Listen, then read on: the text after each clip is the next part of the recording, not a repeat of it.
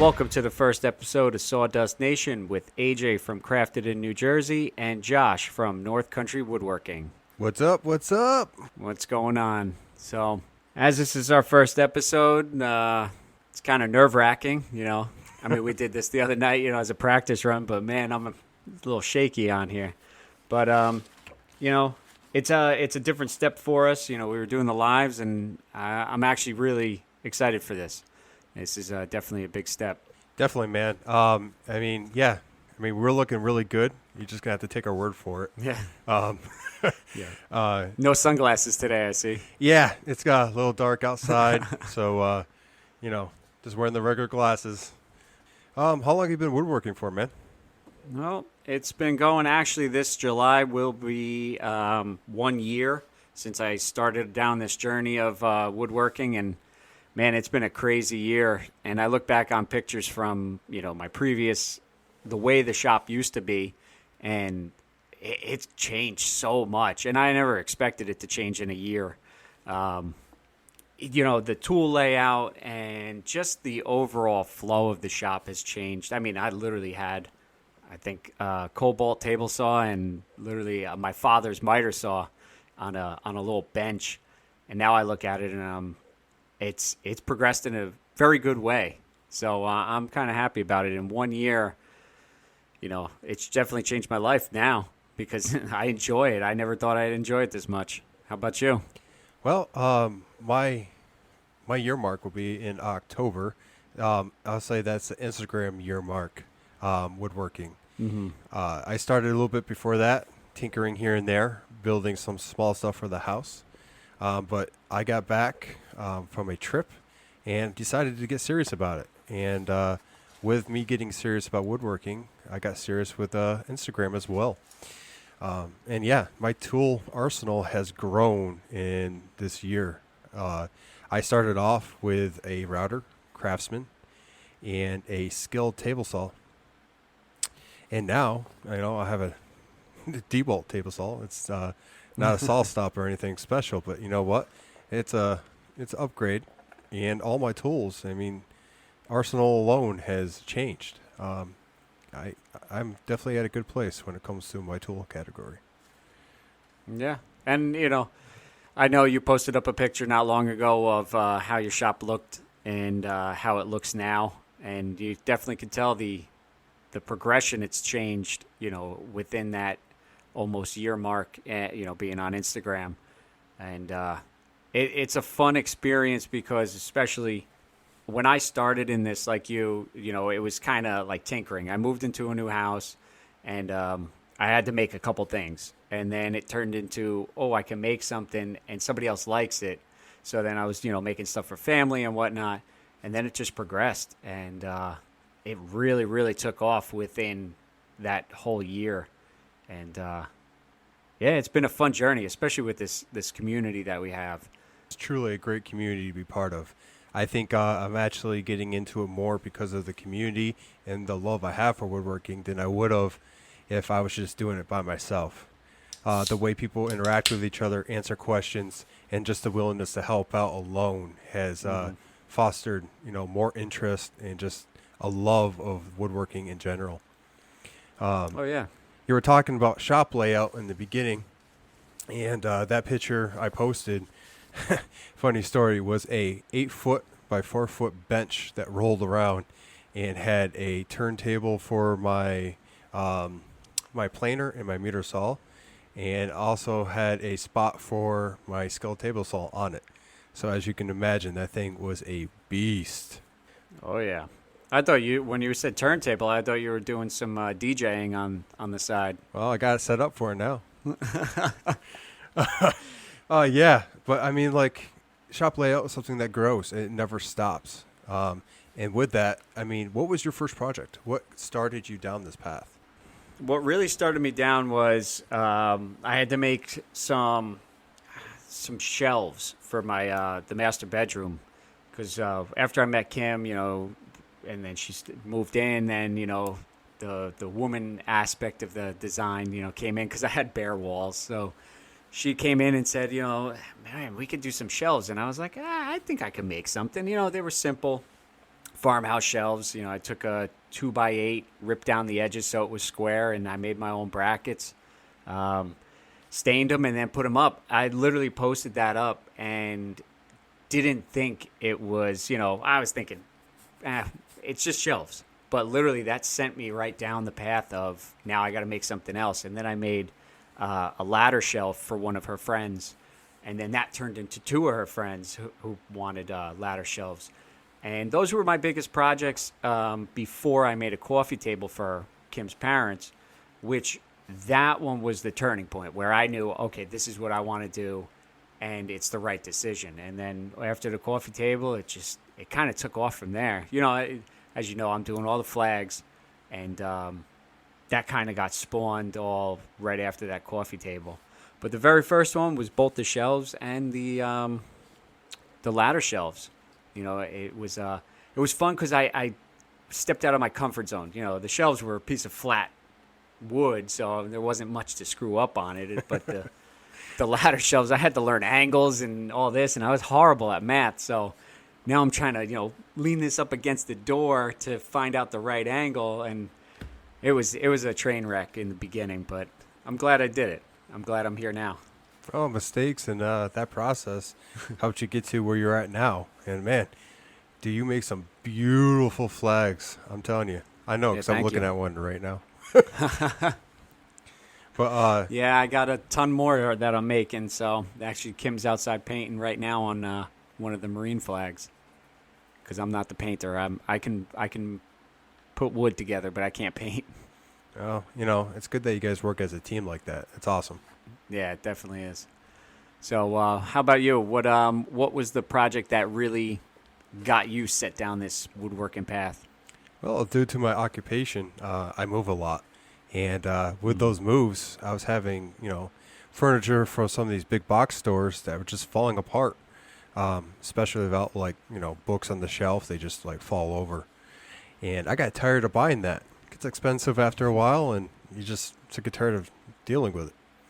So when I moved to Jersey, I was like, hey, I'm going to try to build my own.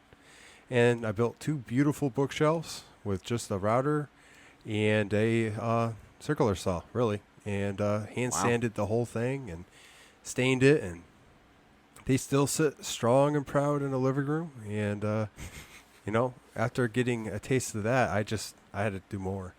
So, I just kind of went down a path of turning my garage into a workshop.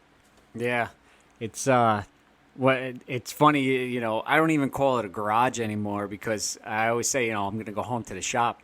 And when I first moved into this house, I'm a mechanic by trade. I love working with my hands. I love rebuilding engines, all that stuff. And when I moved here, I really thought, I'm going to have a toolbox filled with tools as big as the one I got at my job. And, I'm going to be rebuilding cars and whatnot. And I look back and I'm like, wow, where was that thought coming from, But I thought, that's what a garage is. You pull in a car, you rip it apart. Now you have engine, out, the transmission out, and now it's a full-blown wood shop, in my eyes. I got sawdust everywhere, no oil spills and whatnot. But it definitely has changed from one thought to a completely different one, overnight, really. And it's fun going into the shop now. You come home after a long day of work, and that to me is relaxing. Even though you're still working and whatnot, it's relaxing to me. 100%, man. Just on the days that I can't get out here and actually cut some wood or do any work, I still come out here and I turn the lights on. I look around. I'll put away a tool here or there and then realize I got to get back to the reality. But yeah, this is my spot. This is my man cave. This is where, I go to relax, even if I'm sweating and, making furniture or whatever. This is where, I can go to, quotes, relax. So, yeah, it's definitely been a journey, I think, for both of us. My wife used to call my hobbies hobby of the week, because I was going down roads, trying to figure out what I liked best. And when I found this, she was kind of hesitant, but It's been long enough where I think she knows I have settled on something I want to do the rest of my life. I mean, there's so Oh much yeah. to learn and so much to do that you can never really get bored of woodworking. No, I mean it takes a different, a different path each time you go down it because, you I can build a flag one day and next day, now I got to rethink my whole aspect of how I build things. Now I got to make a box for somebody. It sounds simple, but I'm thinking of what kind of joinery I want to use and whatnot. So your daily tasks change by the day. Like I said, I'm building flat flags. Next thing, now I'm doing wavy flags. So now I got to do carving, and it's always an adventure. When you think of woodworking, you think of fine woodworking. You think of, because that's how I thought of it before I really dove into it. Absolutely. I always thought yeah. cabinets, chairs, this, that, the other thing. And now I'm like, wow, there's a completely different side to this whole woodworking where you don't have to be a master carpenter to do it. You can be some guy in a garage and still knock out some real fantastic stuff. With basic tool set, too. You don't need a whole lot of tools. There are people out there making amazing stuff with, like, limited tool set, limited space. It is truly amazing what someone can, when their mind is put to it, what they can do. It definitely is. I mean, I actually saw that firsthand, not in woodworking. I know this is just all wood talk and whatnot, but even when I was coming up as a mechanic, the senior guy literally had a toolbox. He had, I don't know, it might have been 5 feet high by like 2 foot wide, and he would do above and beyond jobs, that were mind-blowing. And I'm going, well, you don't have a big toolbox. And he goes, you don't need every tool out there to do it. And I mean, that really shows that you can have a one-car garage. I mean, you could have a shed for, some people have a shed, and they're still putting out amazing work. It's not the size of the shop. It's kind of, it's the cliche saying, it's how you use it. If you had a good flow in a small shop, you're going to make some real nice stuff. And flow is not learned overnight either. It is something that progresses with you.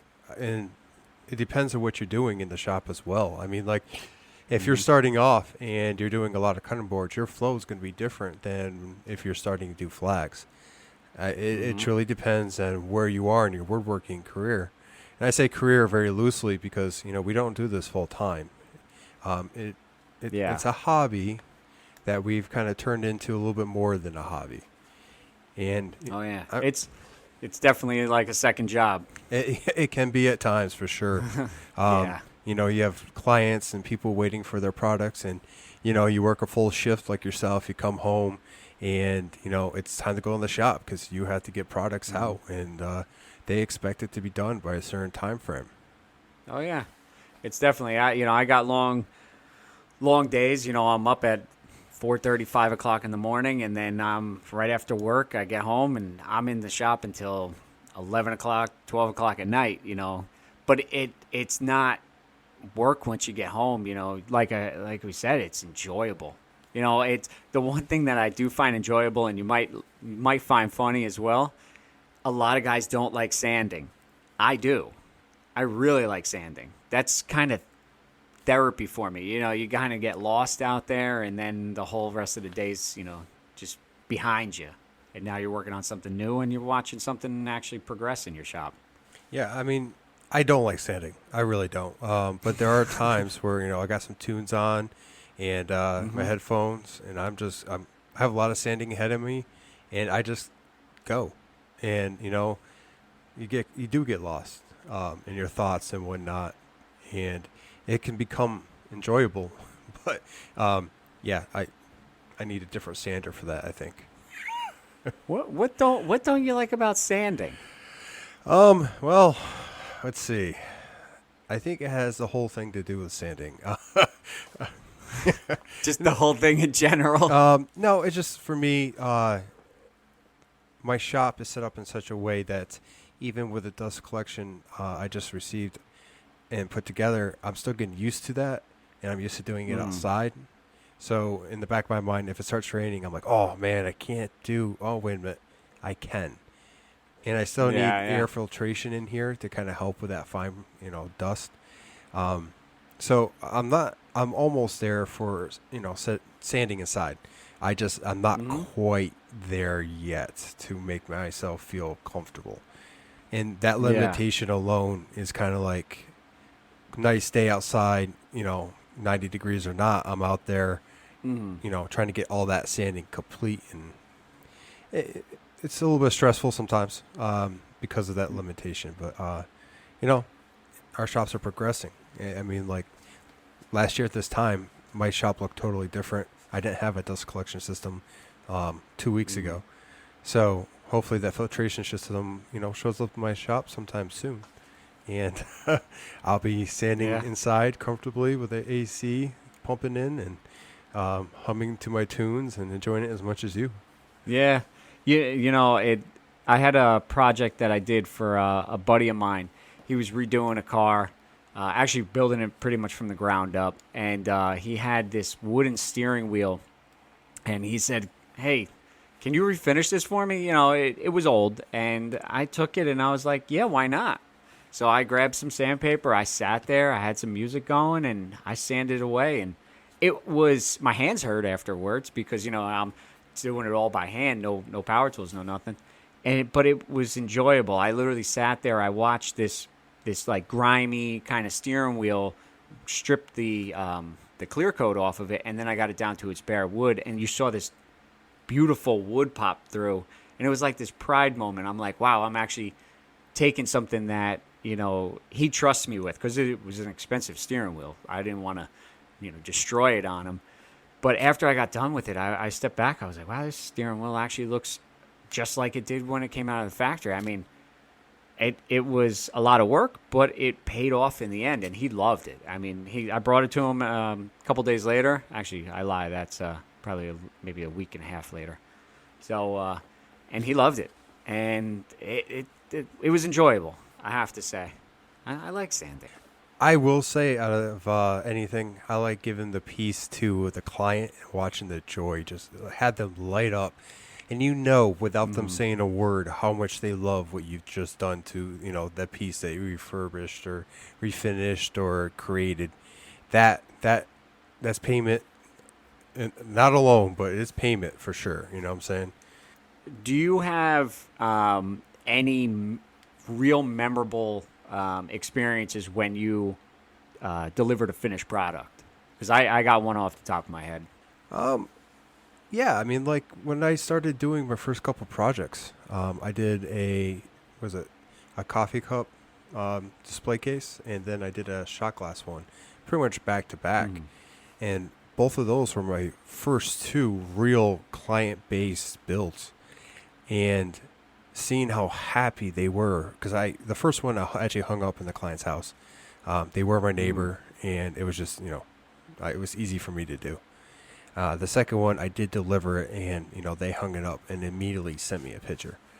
And That's good. having, seeing their faces and just like how they instantly put, coffee cups and shot glasses on it, and how much that brought joy to them, sparked more love of woodworking, because, that's awesome. You build something and it's now in someone's home, and they take pride in that. What's your experience? Yeah. The one thing that sticks out, and this was further on, I mean, seeing my, mother and father-in-law, how they got so excited, because we surprised them one day. We just showed up, to their house, and was like, we got something for you. And of course, we brought it into the backyard for them, but they were ecstatic about that. So now I can go the other way and go a client build. I built a 4-foot flag for some guy that's local. He actually, I'm doing another flag for him. But this one was a 4-foot wavy flag, and I had it sitting in the front of my truck when he showed up to the house. And he literally came out of his pickup and looked at the flag and didn't stop talking about it. He was looking at it. He was feeling it. He was moving it.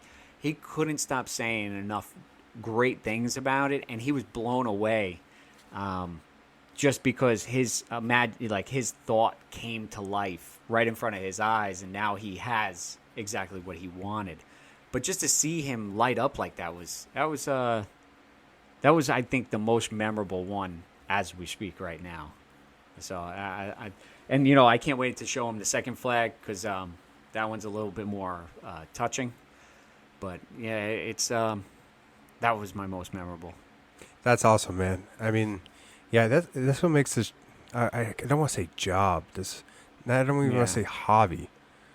I don't Journey? even. This journey, yeah, it's the best word for it because honestly, it never stops.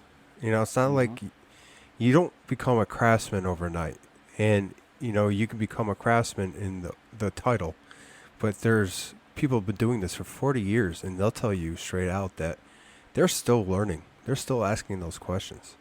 And that's one thing, that I had to learn early on because I never wanted to ask questions because I never wanted to feel like I'm disrupting like the guys that I'm looking up to. And the second I asked one question and the feedback I got was I was almost not expecting an answer, let's put it that way. So when I got an answer that went above and beyond explaining like a technique or maybe a product they used, it really showed me that this community is full of, one, knowledgeable guys, girls, everybody who is willing to help.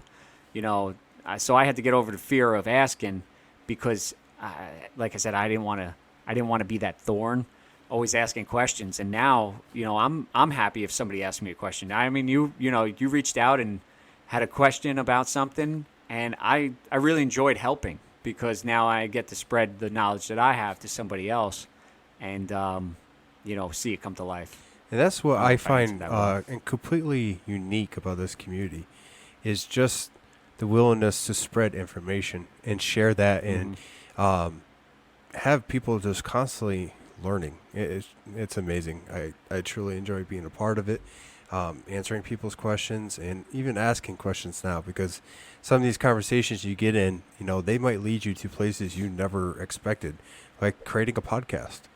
Actually, speaking of questions, I just got an inquiry about my largest build that I'm hoping will happen. The guy asked me if I could build a 6-foot by 4-foot wavy flag.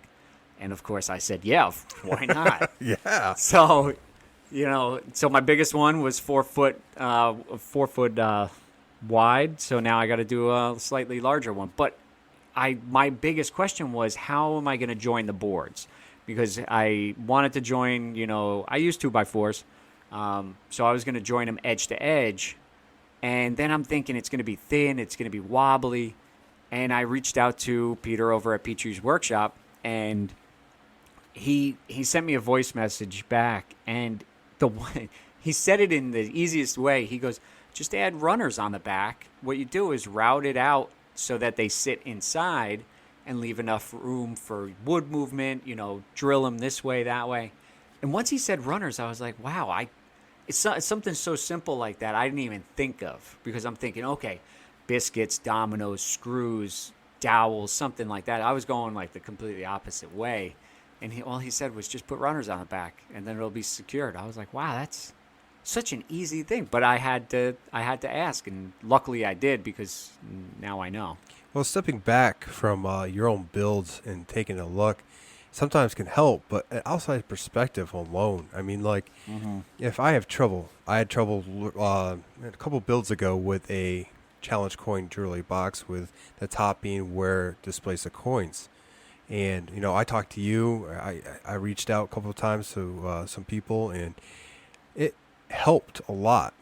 I ended up having to redo the top for that, which I'm glad I did. But that build alone, I learned a lot. It came away with a better understanding of how I would do something like that in the future. So, yeah, definitely reaching out to people is a plus in this community. Oh, yeah. Or we should say nation, shouldn't we? We should probably say in this nation.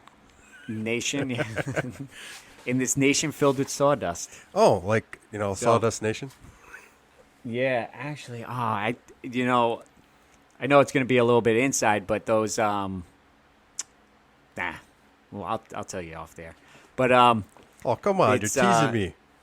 Yeah, I know. I have to. But I had those signs that I made that I showed you. I made them both, and we're gonna probably paint them and whatnot, make them a little bit larger. And Kim agrees with you that with the little arrow-looking sign. Yeah.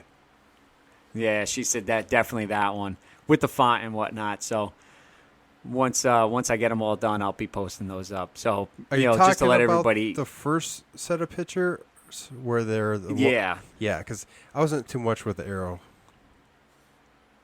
Do you like the oval one? I like the oval one.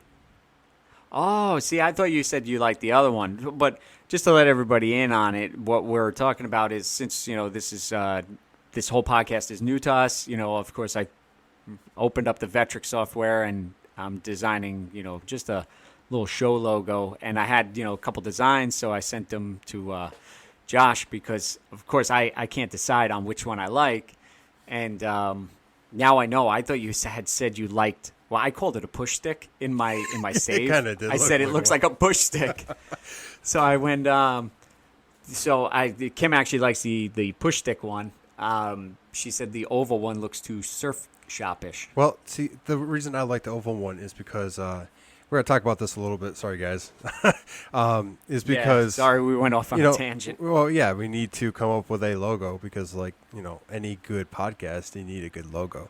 It gives you room for established or maybe some of those shavings. The picture I sent you.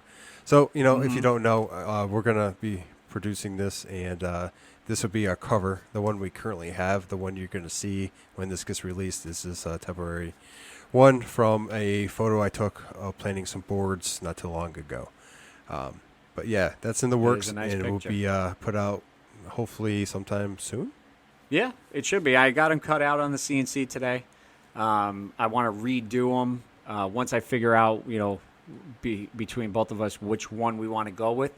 Then I figured what I'll do is I'll stain a piece of wood, carve it out, so we can then paint the logo on it, and then that'll be it. And I already have ideas on how I'm gonna bring the sawdust to this photo. Well, as long as you carve on walnut, it has to be walnut, right? I mean, I got some nice. What do I have back here? I got some nice spalted maple. I think we're going to change it up. That's going to be the maple. That's the wood of choice. Yeah, I got that, and I got spalted sycamore too. So we could choose from there. Okay. Well, so now I actually have a question about your the shaving picture. Yes. That is not anything like that, but the cobalt plane. How do you like that? Well, it is not my plane of choice. It is the plane that I found in a big box store, not far from myself. And it was cheap enough where I figured I could start learning how to sharpen the blades and have fun setting that up every time I use it.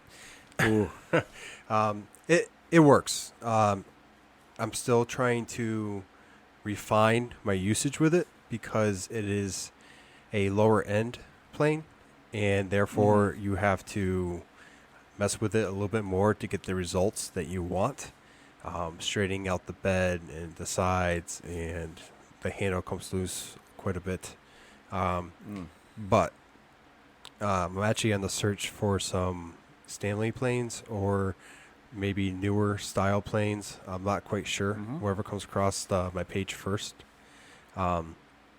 Because I do enjoy using those, and there are times they come in handy. I'd rather use those than actually, run it through the planer or, another device that basically they're fun. They're fun to play with. Yeah. It's an enjoyable experience. Yeah, I would love to get into hand tools, but, right this very moment, I don't have a use for them. I can't hand plane my the waves into my flag. You might need it for that huge flag that's coming up. Is that going to be wavy or is that flat? Wavy. Ooh. Yeah, it's going to be, I already figured it out. It's going to be 2x4 stood on the edge. The face? No, the face is actually going to be, they're going to be face to face. So they're going to be real thick. Okay. So it's going to be, I'm actually going to make it 2.5 inches thick. And then I'm going to have 26 2x4s lined up. And because then I have to divide that in half, and that'll give me 13 stripes. That's So going to be a it's heavy flag. Tell me about it. And then on top of that, I got to put runners in the back. Have you thought about hanging hardware?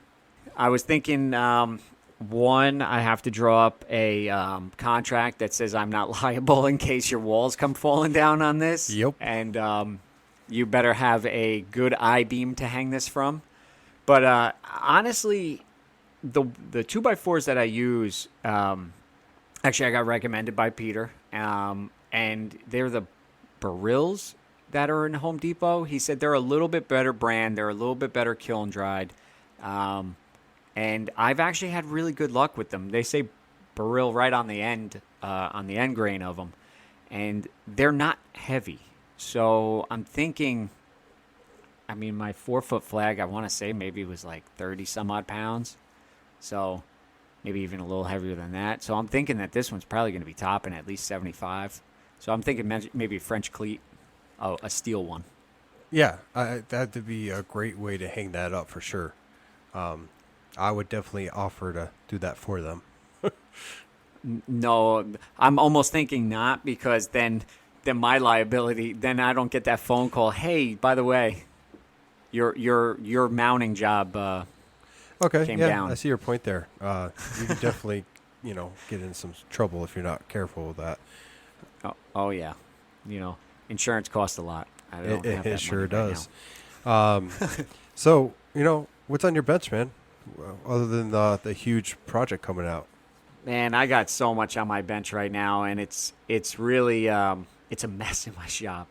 I mean, that shop is, I got a shop project that's sitting on my bench. I have 2, 3, 4 wavy flags, 2 flat flags, and then I just got flags and more flags. The whole bench is covered in flags. Yeah, I saw It your just looks post. like America I think just threw up. I think it was last night, and Yeah. it's covered. Yeah, I got them all over. I actually got flags next to me, down by this bench. But that's what's on my bench right now. So luckily I have a 4-day weekend coming up, so I'll be able to knock out some stuff and keep those flags rolling. How about yourself? Well, I still have a sew topper, a challenge coin display. I have probably 40 more cutting boards to engrave, and a bed frame to do, all by this weekend. It's been a busy week for me, so I've been out of the shop for the last couple of days and even off Instagram. But I'm hoping to get back in here and get a normal schedule going here at the end of the week. So. Mm-hmm. Now, I'm not sure. I might have missed it on a story or two. But what are those cutting boards ultimately for? For a business, or somebody wanted to give them out as gifts? The cutting boards I've made that's been in my stories are just essentially for times I can't get in the shop. So, during like Father's Day, I had a couple people buy those cutting boards that were already made. During the holidays, I want to have a supply of them. That way people could reach out, be like, hey, what do you have? Send them a picture, maybe do an engraving on it, and then I make a sale. And it's just a way to back myself up when, life gets busy and I can still produce some money from the shop. Yeah, definitely. And, I saw that your laser was going full speed ahead with engraving all those cutting boards. Oh, 100%. I think the first day I got through almost 2 boxes worth, and wow, that's like 50-something cutting boards of a logo for a local company, business, I should say, that is starting up. Mm-hmm. And, they gave me the honor of their business, so I've been producing those for them. Laser engravers definitely come in handy, for personal use and for the, for North Country woodworking, so... Yeah, oh, okay. I was getting the cutting boards, I think, mixed up. You had those gorgeous cutting boards that you posted up not too long ago. You had those, and then you had that big batch of 80. That 80 were for... Yeah. Oh, okay. That's where I was getting a little confused. Now, Go ahead. Sorry. The cutting boards that have epoxy, or the bigger ones that you saw that are kind of on my bench, those are for like anytime sale. I actually make one for my father for Father's Day as well. That's I had that on the laser, getting a personal message on there for him. Nice. Yeah, I'm almost thinking about using the laser for most of my branding too, because it makes a much cleaner brand than having to worry about the iron and see what that's gonna produce. Yeah. But long story there. Anyway, yeah. So I have those produced. They took a lot of oil, like a couple days worth of oiling, and I'm pretty sure if I soaked them in oil a little bit longer, they'd probably take some more. But yeah, I got that, and then I had the 85 cutting boards for that local business as well. Do you put yours in your cutting boards or anything that you oil in a tub? Not a bathtub, but like a tub of oil, or do you just lay it on? Well, I have a bathtub in the shop that I wheel out for these occasions. Okay. No. Filled with walrus oil? Oh, yeah. It's good for the skin. No. Now I know what you're doing when you're not on Instagram. Yeah, 100%. What I wanted to do was have a tub full of oil that I was able to do basically oil baths in for the cutting boards. Do a couple at a time, let them soak in as much as they can, take it out after a day or so, depending on the type of wood, how dry it is. That tub has kind of turned in where I store most of my cutting boards now. Of and course. I never got to fill it the way I wanted to with the oil because, for a long time I had no storage for some of my projects, and I didn't want my cutting boards covered in sawdust. So I use that tub as like, a storage to keep them clean. And basically when I get that call or that, text, hey, I need a cutting board, I have them ready. I put a nice layer of wax to seal all that in, and, they're ready to go. That's good. But eventually, because I know I'll get a tub, and I'll do that. I just I keep getting tubs and using them for everything else. Yeah, I got a little Tupperware container, probably like a little 12-inch thing that, of course, I didn't buy enough oil. So I'm looking at other guys on Instagram going, oh, man, they got this tub of oil. They just dip the thing in there and it soaks. I poured I picked up walrus oil and I poured it into the thing. And I'm looking, I'm going, there's like nothing in this tub. I think I needed a smaller tub. I laid the piece down. I actually had to flop it over on itself because I didn't have enough oil. So, lesson learned. Get the correct size tub for the right amount of oil. Yeah, I mean, I kind of let the wood speak for itself when it goes to cutting boards. The two white walnut that you saw that I produced, that was actually going to be an end grain. And, I ran into some difficulties of finding some nails in that wood. And, I let it sit for a while. And after, letting it sit, I decided that, hey, that'd be great face grain. And, I had some Pawloski and some Purple Heart. And I truly love how those turned out. They're simple. They look great. And, they're going to last a long time. That was Pawloski? Yeah. That thing, I thought it was bloodwood. It's deep red. Or am I mistaken? It's a deep orange. Really? Because I know that the orange that I used, I just did that end grain cutting board that was a trip to make. That was actually like real bright. And I was surprised on how orange it was when I planed it down because, when you get it in a rough state, it's dirty, it's grimy. Once I started planing it, I was like, I never knew Pawloski was this color. And it smelled very strange, too.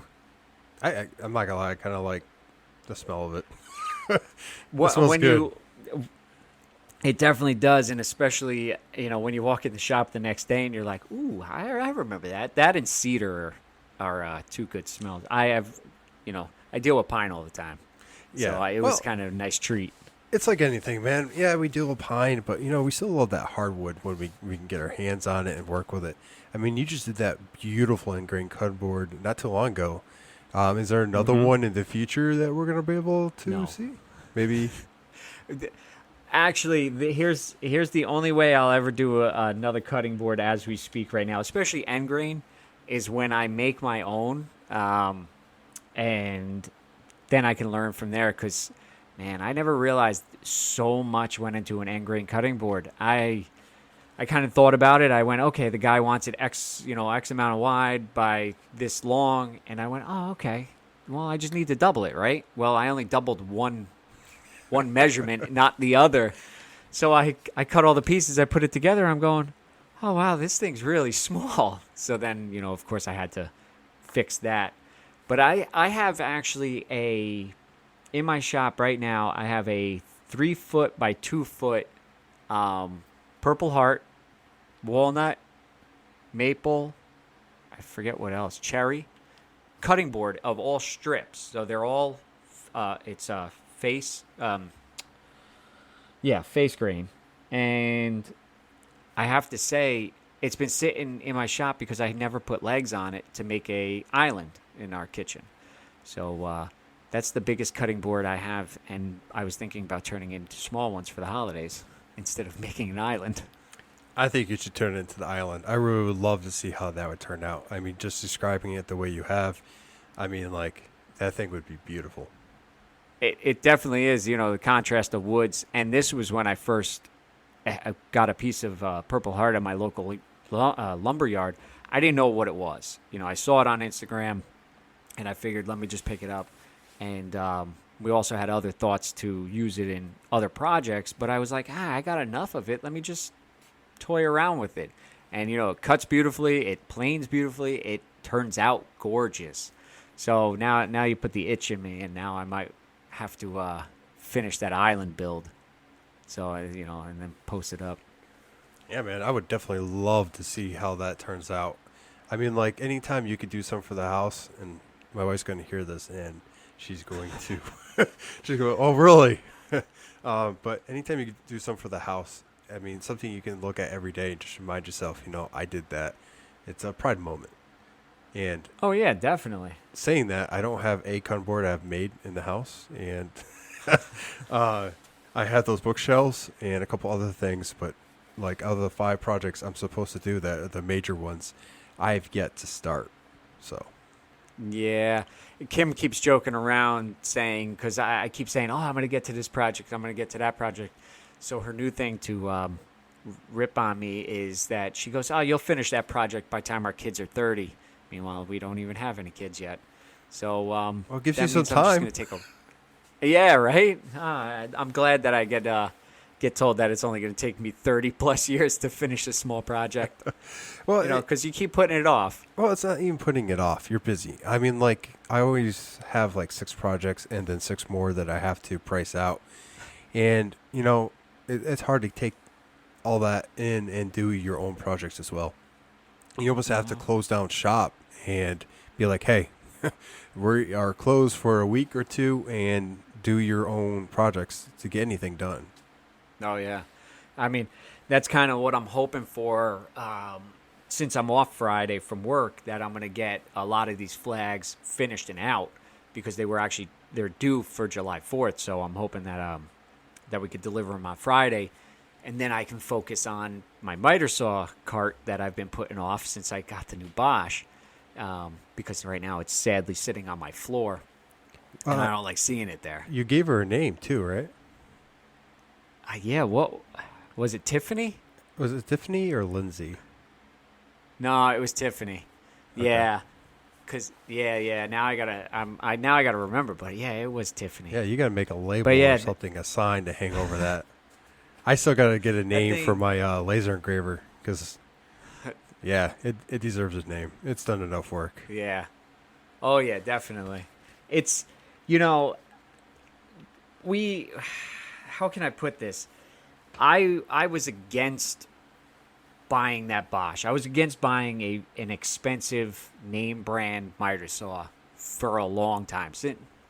Since I got this, what did I get? A Hercules from Harbor Freight. I loved it.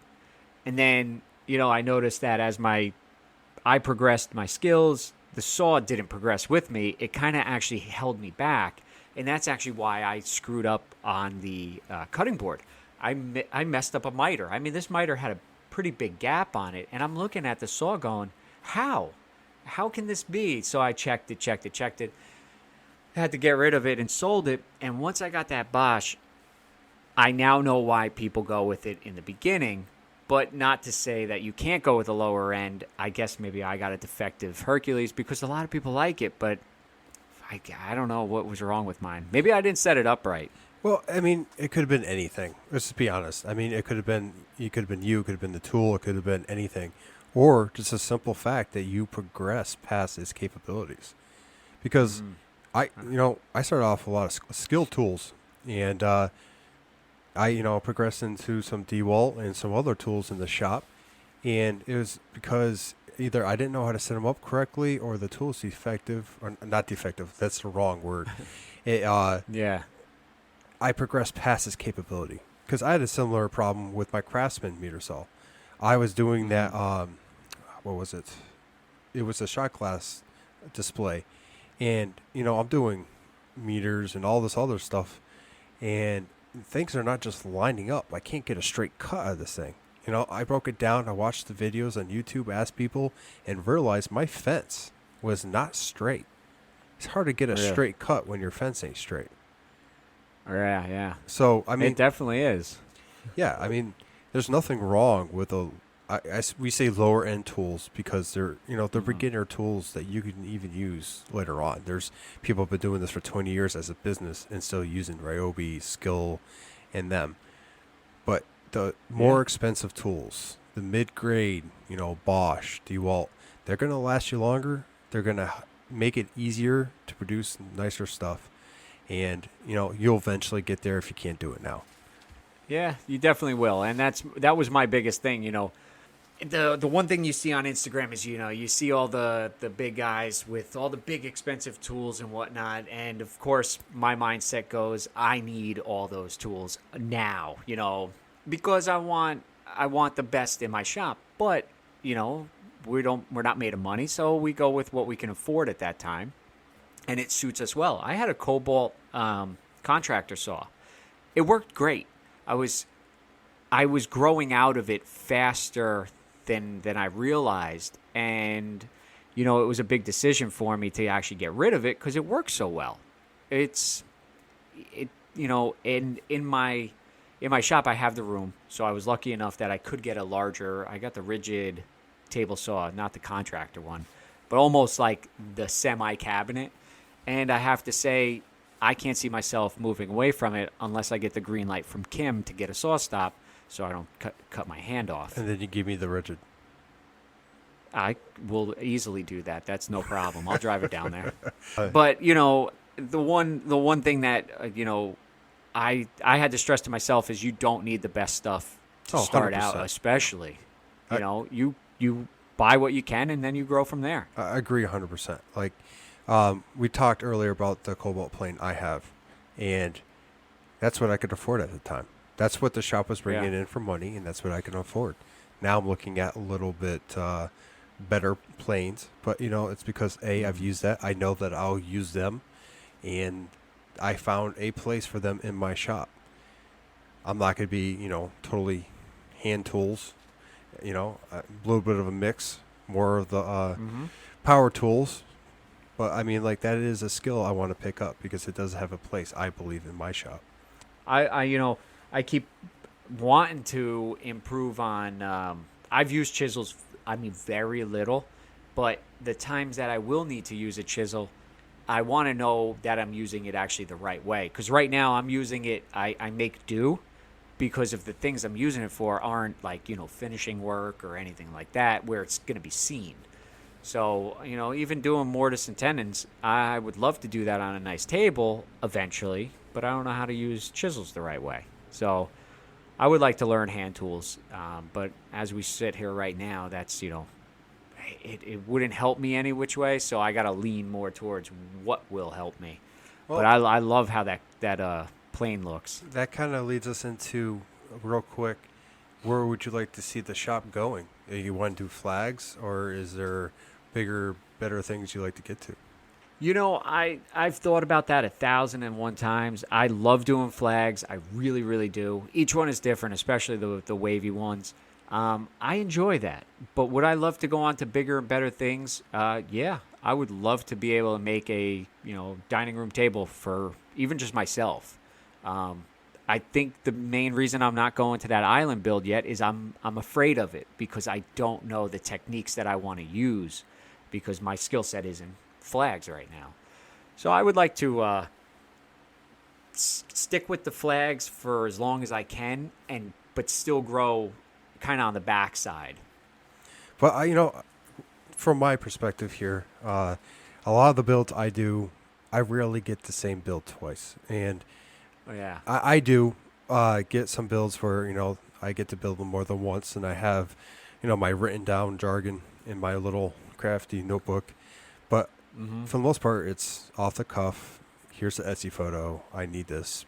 Please build it for me. And I'll tell you, man, you've witnessed it, especially with that coin box I did. I there's a slight panic there. Like I've never done a flag.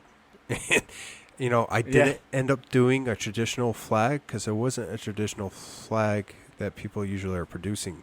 I did it differently, but I learned a lot from what I did create. And actually, the one I did, mess up on. I think the end product and what I'm going to, eventually display on Instagram here within the coming week or so, I think that turned out great in its own way. The mistakes that you made on it weren't detrimental. They weren't, you cut it in half. And so for us, no, you wanted to get rid of it and burn it at that point. I know because of the messages you had sent me. But, the little mistakes that we're talking about are, stuff that we would notice more so than somebody off the streets would notice. But, since we want to make it as perfect as we can, we hold that to our hearts, because I know with me, I freak out about this little minute thing, but to me, it's a big deal. And then Kim walks in and goes, I don't see what you're talking about. And meanwhile, I could see it point blank. How do you not see that right there? It's right there. I'm pointing right to it, and she's like, I don't see it.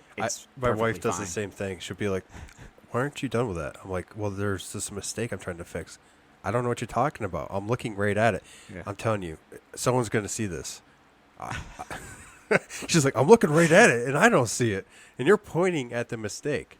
And eventually, if I point long enough and describe it, maybe she'll be able to see it. And now she can unsee it. Of course. Once you see it, that's it. It's over at that point. I've been told by wiser men than myself that a mistake is just an extra feature that you can introduce to the client. You can charge, if it's a good mistake, you can charge some extra money for it, too. Oh, yeah. I did that on purpose, and that's going to be the extra $5, $5.50. Yeah. Hey, exactly. Hey, $1 here, $1 there. But,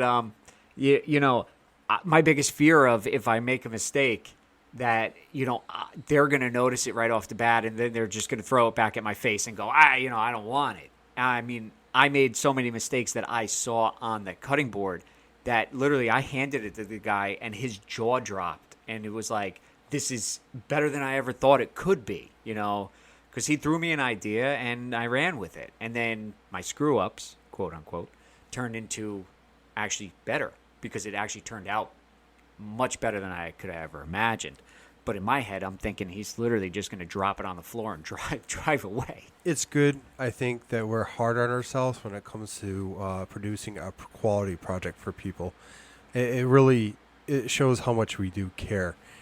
It could be, cause a little more trouble than it should sometimes. Yeah. But with every project we do, we learn. We're definitely not masters. We started almost a year for you. Coming up on a year for me. Seriously doing this, and I think we both have grown a lot, not just in our shops and the way we work, but in knowledge. And that's what this podcast is really going to be about: is sharing our journey with you guys, and the knowledge that we have. We love to receive questions, and then even a topic that you want to any woodworking project you have that you have questions about, hit us up. We'd love to, discuss it. This podcast isn't even just, woodworking, main focus, yes. But, if you got a question even just about Instagram, if you got a question about, just something in general, just message myself. You can find me at, Crafted in New Jersey, or actually Crafted in NJ. And then you can find Josh at North Country Woodworking. So send us a DM, send us an email. We do have an email set up for the podcast. It's sawdustnationpodcast at gmail.com. I don't want to give out my phone number because I might get late night calls. So I don't want to do that right now. I'll give it up for you.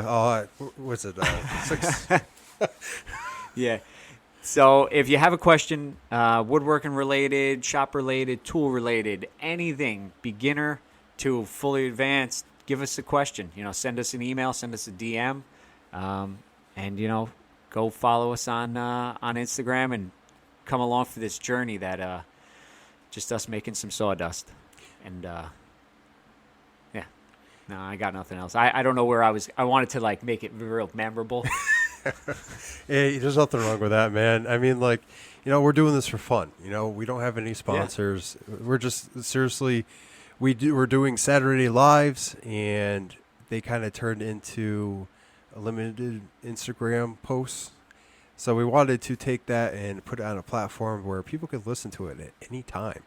Ask us questions. We can really zero in on what they want to hear, and that's what this is about. It's not just about, two guys talking about woodworking. It's about, community as well. Yeah. The, first episode, we just wanted to introduce ourselves and rant because we're still getting comfortable to this whole thing, But, I also, I want to, dive into tons of other topics that I can't really think about right now. But like shop layout. I do know that it's shop layout. I do want to talk about CNC because, that's a big thing. That just like the laser, a lot of people don't like it for various reasons because it's a machine that's automated. But, I like having a second helping hand when I can literally set it down. We'll get to it in the next episode about that. Tease. That's what you have to do. You have to tease them. So, but yeah, we're going to wrap it up for our very first episode of Sawdust Nation. And I'm AJ from Crafted in NJ. And I'm Josh from North Country Woodworking. Thanks for joining us on our journey, not only in this podcast, but hopefully in Instagram accounts as well. Hope to hear from you guys and tell us what you think of, our new podcast here. And remember, you can DM us or you can reach us at sawdustnationpodcast at gmail.com. Thank you for joining us. We'll see you next week. All right. Thank you, guys. See you later. Peace.